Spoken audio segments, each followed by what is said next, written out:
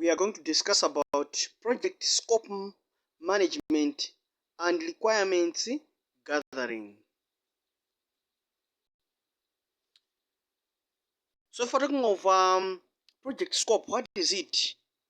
So this one, it is all the work required to deliver a product, service, or result as defined in the project plan. So we are saying scope, it is every work that is done to deliver a product or service or what you want to achieve. So everything inside it is a project scope.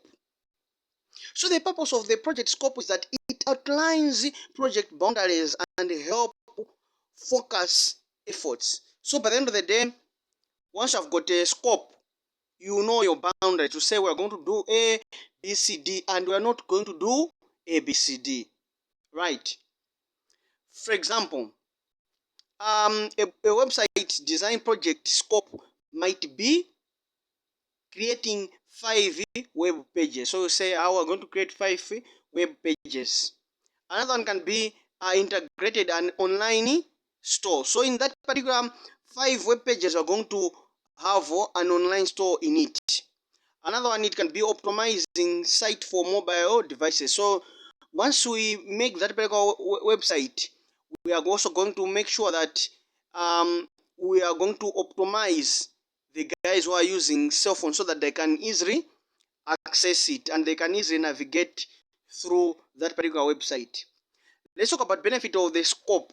So it ensures clarity, it avoids unnecessary work, it sets realistic expectations. So you are able to set expectations which have reality in it. Let's talk about stakeholders requirements. So what are these? These are needs and expectations of individuals or groups impacted by the project. So the stakeholders are those people who are impacted by the project. So importance of these stakeholders is that if we're talking of stakeholders requirements, the importance of the stakeholders requirements, number one is that it shapes project scope. So they are able to shape project scope because they are interested parties. So they will definitely shape the scope of the project. Number two is that they ensure deliverables meet stakeholders needs. So the stakeholders requirements, they ensure that whatever is being delivered, it is in line with what stakeholders want. For example, in a water project, stakeholders may require cost effectiveness, eco-friendliness, and accessibility. Right? So that means whenever you are doing your project, you should make sure that you meet those particular requirements, both the interested parties. That's what they want. Let's talk about key tips.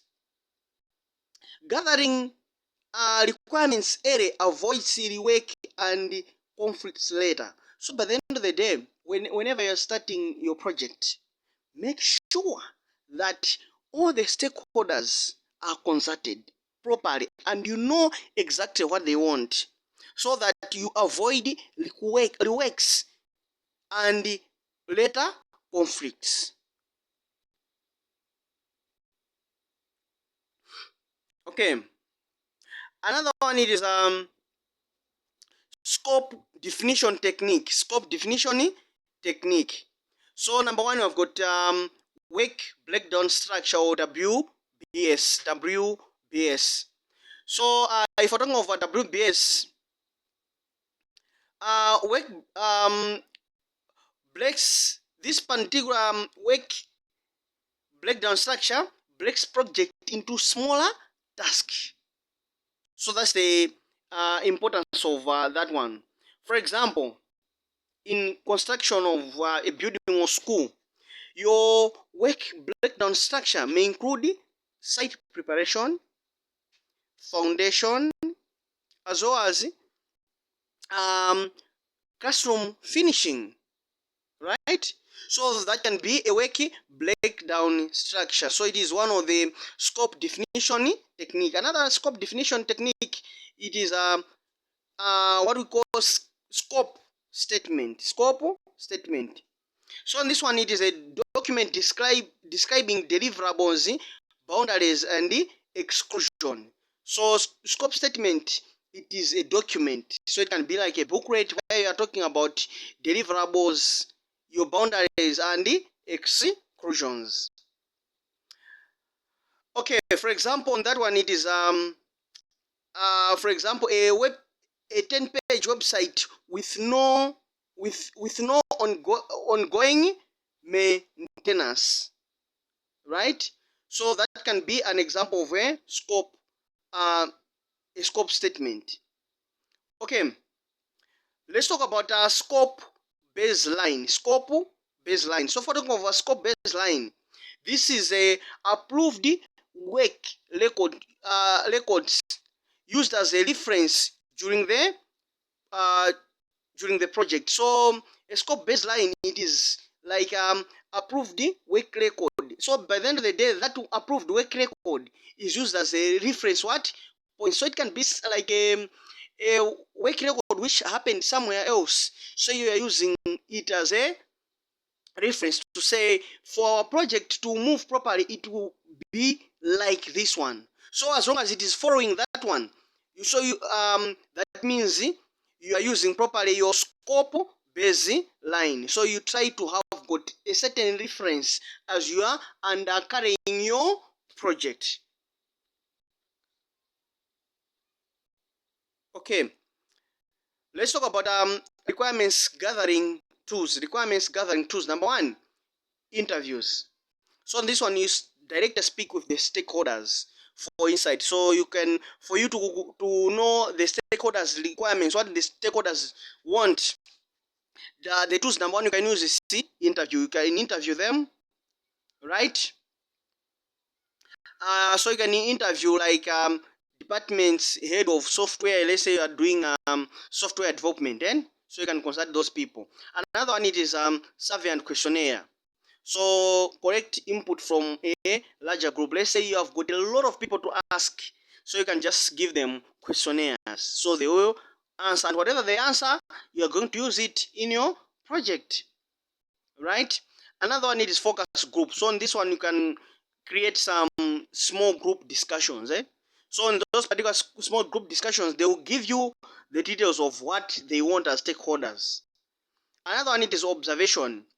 On this one, you are trying to identify hidden needs by washing tasks. So you are trying to, you are just trying to wash whatever is happening, right? So by the end of the day, once you are able to watch what is happening, you can have um, something in mind to say, I think these people, this is what they want.